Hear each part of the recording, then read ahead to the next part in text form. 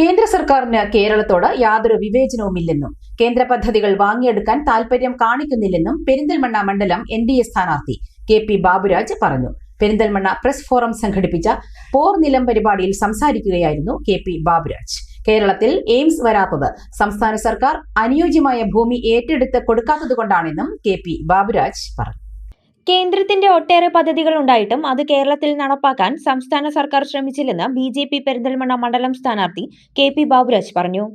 കേന്ദ്ര സർക്കാരിന്റെ പദ്ധതികളോ ആനുകൂല്യങ്ങളോ കേരളത്തിലെ ജനങ്ങൾക്ക് ലഭ്യമാവുന്നതിൽ സംസ്ഥാന സർക്കാർ താൽപര്യപ്പെടുന്നില്ലെന്നും ഇക്കാര്യത്തിൽ രണ്ടു മുന്നണികൾക്കും ഒരേ നിലപാടാണെന്നും KP ബാബുരാജ് കുറ്റപ്പെടുത്തി. LDF-ഉം UDF-ഉം രണ്ടല്ല ഒന്നാണ്. ഞങ്ങളൊരു മുദ്രാവാക്യമാണ് LDF UDF രണ്ടല്ല ഒന്നാണ്. മാറാത്തത് മാറും, കേരളം വളരും. അതാണ് ഞങ്ങളൊരു മുദ്രാവാക്യം. കാരണം മാറ്റം വന്നുകൊണ്ടിരിക്കുകയാണ്. ഇന്നത്തെ സർവേയിലൊക്കെ പറയുന്നു NDA നല്ല ലീഡിങ്ങിലാണ്. വളരെ സന്തോഷമുണ്ട്. അതിന് വേണ്ടത് നമ്മൾ ഡബിൾ എൻജിൻ സർക്കാരാണ്. ഇപ്പം ഇവിടെ ഉള്ളത് ഒരു ഒറ്റ എൻജിൻ സർക്കാരാണ്. അത് ഒരു ഫണ്ടും കാര്യവും ഭംഗിയായി ഉപയോഗിക്കാത്ത രാജ്യത്തിൻ്റെ ഫണ്ടാണ്. ആ ഫണ്ട് നമ്മളെ PM ശ്രീ എന്ന് പറഞ്ഞ പെരിന്തൽമണ്ണ നിയോജക മണ്ഡലത്തിൽ നല്ലൊരു സ്കൂൾ സ്ഥാപിക്കാൻ പറ്റിയിരുന്നു.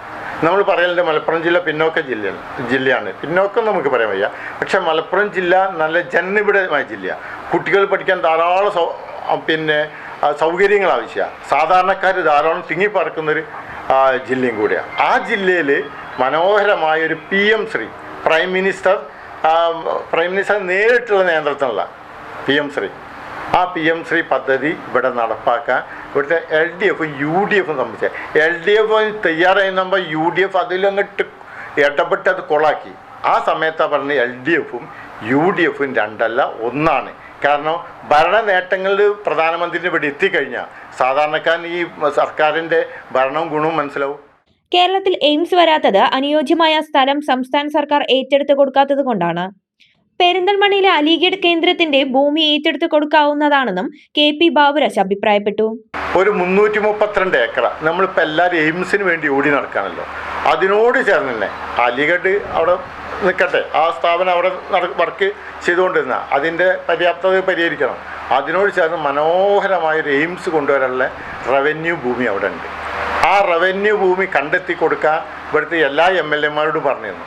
ഒരു MLA പോലും കൃത്യമായി റിപ്പോർട്ട് കൊടുത്തില്ല. ഇവിടെ ഒരു ജനപ്രതി NDA ഉണ്ടെങ്കിൽ ആ അലിഗഡിൻ്റെ ബാക്കി സ്ഥലത്ത്, അലിഗഡിൻ്റെ മാറ്റി വെച്ച സ്ഥലത്ത് എൻക്രോച്ച് ചെയ്തല്ല, ബാക്കി സ്ഥലത്ത് ഒരു എയിംസ് കൊണ്ടുവരാനുള്ള ഒരു നടപടി NDA ജനപ്രതിനിധിയുള്ള നിലയ്ക്ക് ചെയ്യാൻ അതിനുവേണ്ടി പ്രവർത്തിക്കും. പെരിന്തൽമണ്ണയിൽ രൂക്ഷമായ ഗതാഗതക്കുരുക്ക് വലിയ പ്രശ്നമാണ്. വികസനത്തിൽ വിവിധ മേഖലകളിൽ മണ്ഡലം പിറകിലാണെന്നും NDA സ്ഥാനാർത്ഥി ബാബുരാജ് പറഞ്ഞു. BJP മണ്ഡലം പ്രസിഡന്റ് ബാലസുബ്രഹ്മണ്യനും പങ്കെടുത്തു.